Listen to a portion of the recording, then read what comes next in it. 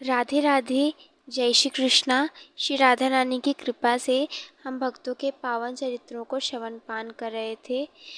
जन्माष्टमी थी तो हमने जन्माष्टमी के पर्व पर श्री कृष्ण जन्म कथा, नंदोत्सव और पूतना वध की लीलाओं को श्रवण किया। आज हम फिर भगवान के प्रिय भक्तों के पावन चरित्रों को श्रवण करेंगे। तो श्री जी की प्रेरणा से आज हम श्री करमैता बाई जी के पावन चरित्र को श्रवण करेंगे, जो कि श्री ठाकुर जी की बहुत प्रिय भक्त हुई हैं। करमैता बाई जी का जन्म राजस्थान में नौगौर कलवा ग्राम में हुआ था। कथा आती है, प्रसंग आता है कि इनके पिता श्री जीवन राम जी और इनकी माता रत्नावती जी कलवा गांव में रहते थे। इनके पिता श्री भगवान श्री कृष्ण के परम भक्त थे, परंतु वो किसान थे तो उन्हें कुछ पता नहीं था। तो इसी में इनको गुरुदेव का भी सहयोग होता है, जहाँ पर ये गुरुदेव से मिलते हैं और गुरुदेव इनको श्री ठाकुर जी की एक विग्रह प्रदान करते हैं। तब जो इनके पिताश्री होते हैं श्री जीवन राम जी, वो कहते हैं कि देखिए गुरुदेव, मुझे कुछ आता तो है नहीं, तो मैं इनकी सेवा कैसे करूँगा। तब उनके गुरुदेव कहते हैं कि आपको सेवा में यही करना है कि श्री ठाकुर जी को प्रतिदिन स्नान कराना है। स्नान कराने के बाद इनके चरणों में तुलसी छोड़नी है, इनका चंदन से श्रृंगार करना है, और एक ख़ास बात, इन्हें बिना भोग लगाए, इन्हें बिना पधराए आप कोई भी वस्तु नहीं पाएंगे। ऐसा इनके गुरुदेव ने आज्ञा करी थी। तो अपने गुरुदेव की ये आज्ञा का पालन भी करते हैं ये, और इनकी धर्म पत्नी श्री ठाकुर जी की सेवा करते थे प्रतिदिन। जैसा गुरुदेव ने बताया था कि ठाकुर जी को नहवाना और फिर उनको भोग पधरा के तभी पाना, ऐसे इनका नियम चलता रहा।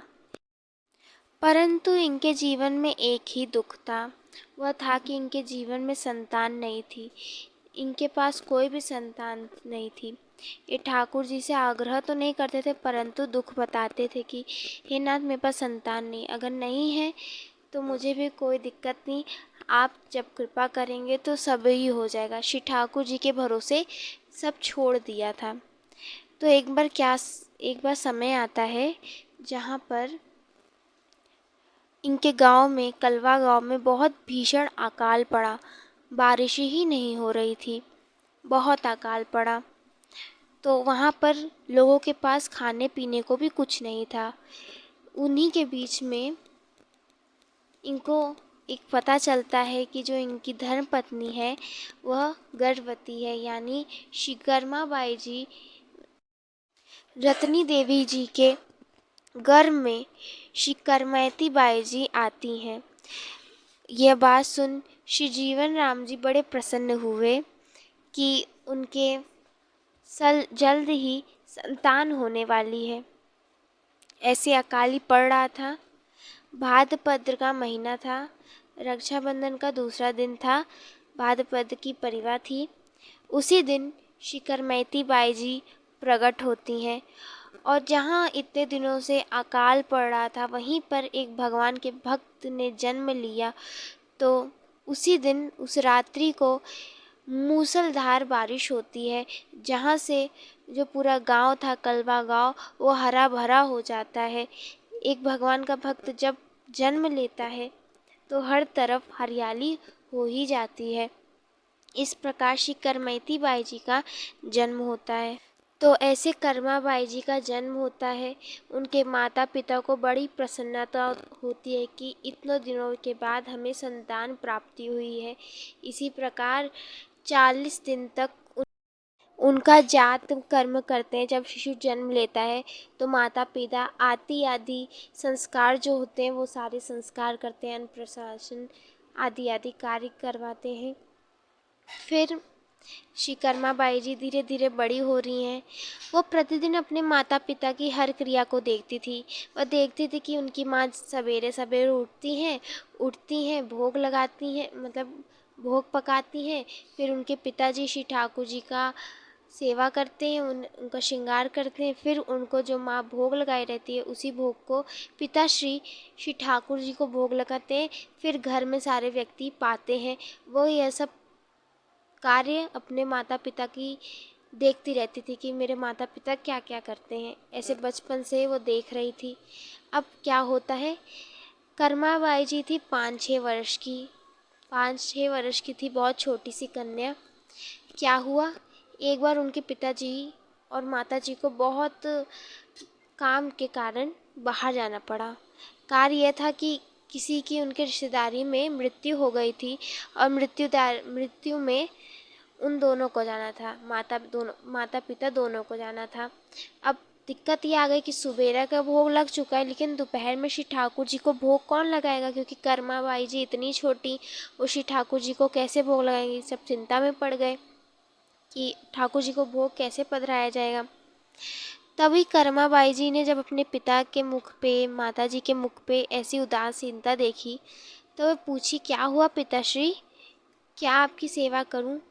तब पिताजी कह दिए कि देखो, हम लोग बाहर जा रहे हैं और हम लोग शाम तक लौटेंगे, तब ठाकुर जी को दोपहर में भोग कौन पधराएगा। तब कर्मा बाई जी कही, अरे पिताश्री आप चिंता मत कीजिए, मैं स्वयं श्री ठाकुर जी को भोग पधराऊंगी। मैंने माता जी को बहुत सारे व्यंजन पकाते हुए देखे हैं, मैं भी उनमें से कुछ व्यंजन बना दूंगी। तब माता जी कही, तुझे व्यंजन बनाने आता है, तूने कभी व्यंजन बनाया है। तब कर्मा बाई जी कही, मैंने आज तक कोई व्यंजन तो नहीं बनाया, लेकिन आपको बनाते हुए देखा है। तो बोली, क्या बनाओगी। तब कर्मा बाई जी की, अच्छा अगर मुझे कुछ नहीं बनाने आता तो मुझे खिचड़ी बनाने आती है, मैं श्री ठाकुर जी के लिए खिचड़ी बना दूंगी और उन्हें भोग लगा दूंगी। ऐसा कहा। तब पिताजी को लगा कि नहीं, ये छोटी बालिका ये कैसे ही बनाएगी, कैसे ही श्री ठाकुर जी को भोग लगाएगी। तब माता जी कही, नहीं नहीं बना लेगी, खिचड़ी बनाने में क्या है, बना लेगी। तब बोली माता जी कि ठीक है, तुम श्री ठाकुर जी को खिचड़ी का भोग लगाना, परंतु तुम घी अंदर से ले लेना, वहाँ श्री ठाकुर जी के लिए घी रखा है, तुम उसी को डाल देना बढ़िया खिचड़ी पर, फिर श्री ठाकुर जी को भोग लगाना। अब उनके माता पिताजी बाहर चले गए, आएंगे शाम तक। अब यहाँ पर बालिका कर्मा बाई जी सोचने लग गई कि कैसे बनाऊँ कैसे बनाऊँ। फिर किया क्या, वह खिचड़ी बनाने में चलने लग गई कढ़ाई चढ़ाई, और जैसे कढ़ाई चढ़ाई, चावल आदि आदि उसमें व्यंजन डाले, हल्दी नमक तेल, और फिर अच्छी सी एक खिचड़ी तैयार कर दी श्री ठाकुर जी के भोग के लिए। जैसे ही माता पिता गए, वैसे ही इन्होंने भोग की सामग्री बनाना शुरू कर दिया था। फिर ठाकुर जी का जो खिचड़ी का भोग था वो भी भोग बन गया। तो अब जो कर्मा बाई जी थी, वे सोची श्री ठाकुर जी को भोग कैसे लगाते हैं। गई, जो थाली थी खिचड़ी की रख दी, उसके ऊपर बहुत सारा घी, जैसे उनकी माता जी ने बताया था, बहुत सारा घी डाल दिया। और फिर कहीं कि लीजिए ठाकुर जी, अब आप पाइए।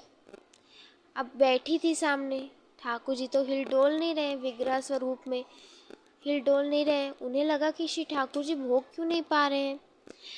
तब थोड़ा परेशान हुई, फिर सोची क्या दिक्कत हो गई, क्या गलती की जो श्री ठाकुर जी भोग नहीं पा रहे। तो कुछ देर में याद आया कि पिताजी तो ठाकुर जी के भोग में तुलसी भी छोड़ते थे। तो गई, जल्दी से तुलसी लेकर आई और फिर उस खिचड़ी में उन्होंने तुलसी भी छोड़ा। अब भी कह रही है आओ ठाकुर जी भोग पा लो, लेकिन अब भी श्री ठाकुर जी भोग ही नहीं पा रहे। उनको समझ में आ रहा नहीं कि उन्होंने गलती क्या की है। तब उन्हें लगा कि लग रहा है पर्दा नहीं हुआ है, पर्दा करना चाहिए। माता पिताजी पर्दा करते थे, एक पर्दा को पिताजी पकड़ते थे एक कोने को, दूसरी ओर माताजी पकड़ती थी। जरूर मैंने पर्दा नहीं किया तभी, लेकिन वे सोचने लग गई कि मैं अकेले कैसे पर्दा करूँगी। तब उन्हें लगा कि जो मेरा लहंगा है ये काफ़ी बड़ा है, राजस्थान में लहंगा पहना ही जाता है। तो कर्मा बाई जी ने बड़ा सुंदर लहंगा पहना था, उन्हें लगा यही सबसे अच्छा है, इसी का पर्दा कर देती हूँ। वे खड़ी हुई और अपने लहंगे को दोनों हाथ से पकड़कर श्री ठाकुर जी के लिए पर्दा कर दिया। अब भी सोच रही हैं कि श्री ठाकुर जी भोग नहीं पा रहे। बड़ी परेशान हो रही है कि मैंने क्या गलती की कि ठाकुर जी भोग नहीं पा रहे हैं। कुछ देर बैठी रहीं, परंतु अभी भी भोग नहीं पा रहे हैं। अब उन्हें खीज होने लग गई कि बताओ, मैंने इतनी अच्छी खिचड़ी का भोग लगाया, ये आ नहीं रहे पाने के लिए।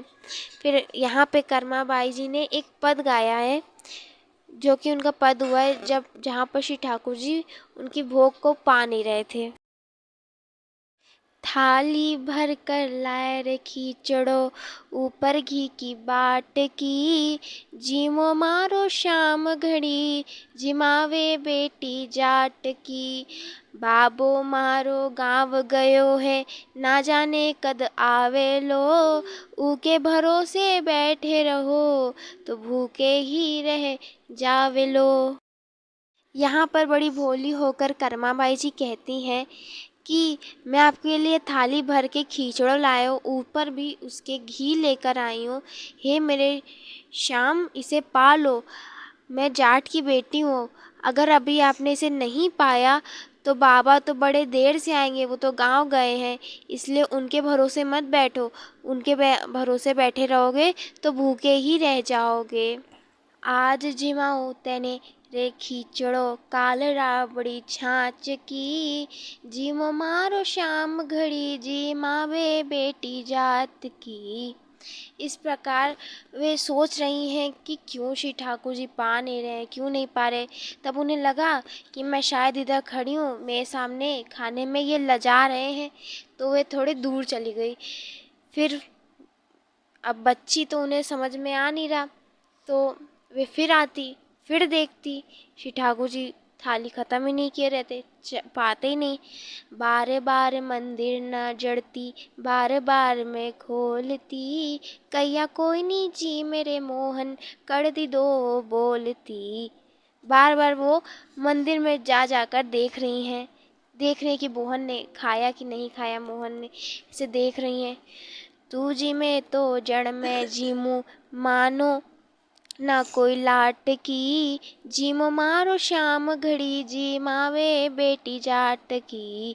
थाली भर के लाए रे खींचड़ो, ऊपर घी की बाट की, जीमो मारे शाम घड़ी, जी मावे बेटी जाट की।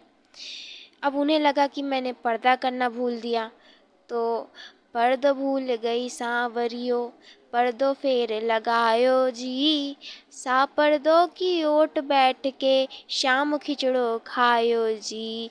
भोला भाला भगतासु, सांवरिया कैया आट की, थाली भर के लाए रे खींचड़ो, ऊपर घी की बाट की, जिमो मारो शाम घड़ी, जी मावे बेटी जाट की। थाली भर के लाए रे खींचड़ो, ऊपर घी की बाट की। अब यहाँ पर उन्हें लगा कि मैं पर्दा करना भूल गई, तो पर्दा की, तब भी श्री ठाकुर जी नहीं आए। तब उन्हें लगा ज़रूर मुझ पापनी में ही कोई दिक्कत है, गलती है, इसलिए श्री ठाकुर जी मेरा भोग पाने नहीं आ रहे। और खुद पे बड़े रोषित होने लग गए और कहने लग गए, मैंने पर्दा किया, अब भी ठाकुर जी नहीं आए, इससे अच्छा कि मैं कहीं चली ही जाऊँ, मेरा मर जाना ही सबसे अच्छा है। ठाकुर जी मेरे पास आ ही नहीं रहे और मेरी खिचड़ी को भोग नहीं लगा रहे। मेरे पिताजी के हाथों से तो ठाकुर जी भोग पाते थे। उनका बड़ा सरल स्वभाव, इतना अच्छा उनका भाव। अब श्री ठाकुर जी को आना ही था, क्योंकि बोले वाले भक्तों पे ठाकुर जी रीझ जाते हैं। अब यहाँ पे क्या होता है, जैसे ही वो पीछे मुड़ती हैं और सोचती मैं अब जा रही हूँ, तभी में श्री ठाकुर जी उनके लहंगे को पकड़ते हैं और पकड़ कर उनकी लहंगे की ओट में खिचड़ी का भोग लगाते हैं और भोग खाने लगते हैं। यहाँ पर श्री ठाकुर जी, श्री कर्मा बाई जी का जो भाव था ठाकुर जी के प्रति, वह वात्सल्य था।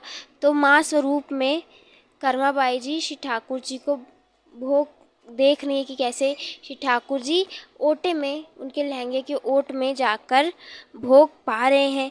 यहाँ पर जो बड़े भक्तजन हैं वे कहते हैं, भक्ति हो तो कर्मा जैसी, सांवरियो घर आवे लो, भक्ति हो तो कर्मा जैसी, सांवरियो घर आवे लो, भक्ति भाव से पूर्ण होकर हर्ष दो गुण गावे लो, भक्ति भाव से पूर्ण होकर हर्ष दो गुण गावे लो।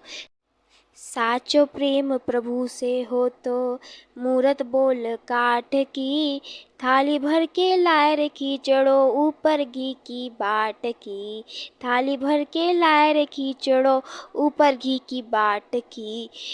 जीवो मारो श्याम घड़ी जीवा में बेटी जाट की, थाली भर के लाए रे खींचड़ो ऊपर घी की बाट की। श्री ठाकुर जी आते हैं और श्री कर्मा बाई जी का जो प्रेम से बनाई थी खिचड़ी थी उसे उनके ओट में जाकर पाने लग गए। जब देखा कि कर्मा बाई जी ने कि श्री ठाकुर जी पा रहे तो उन्हें बड़ा क्रोध आया कि अरे ये कैसे पा रहे हैं, अपने हाथों से खिला रहे तो अपने वस्त्रों पे लगा रहे हैं, नीचे गिरा रहे हैं। तब उन्होंने कहा अरे आपको तो खाने भी नहीं आता, मैं खिलाती हूँ।